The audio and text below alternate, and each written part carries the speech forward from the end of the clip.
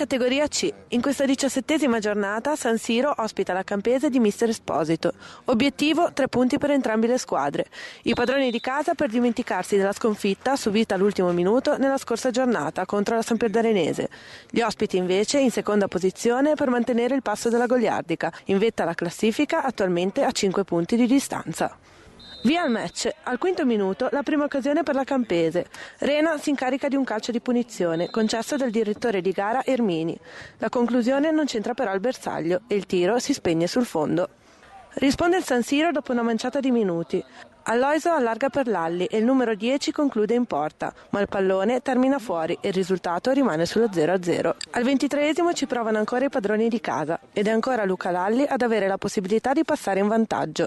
Raccoglie un cross dalla destra del compagno di squadra e gira in porta, ma la traiettoria è troppo centrale, facile preda del numero 1 della Campese, Matteo Siri. Ma è la Campese, al 40esimo di gioco, a sbloccare l'incontro. Batti e ribatti in area di rigore è il numero 8, Pietro Pastorino, ad avere la meglio, a raccogliere il pallone e a insaccare così la sfera in rete. Siamo sullo 0-1, a 5 minuti dal termine della prima frazione di gioco. Gli ospiti, galvanizzati dalla rete del vantaggio, vanno per 2 volte vicini alla rete del raddoppio, negli ultimi minuti del primo tempo.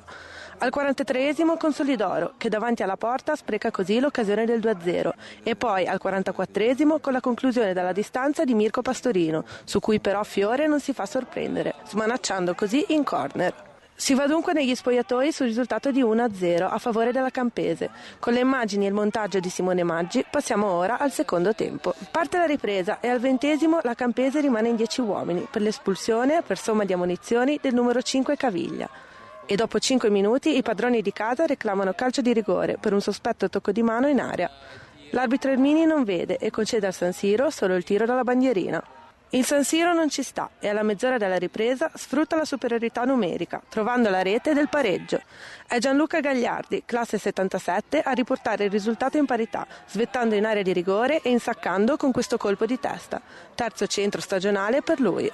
Termina dunque 1-1 l'incontro fra San Siro e Campese, pareggio tutto sommato giusto anche se condizionato dall'espulsione per la Campese nel secondo tempo.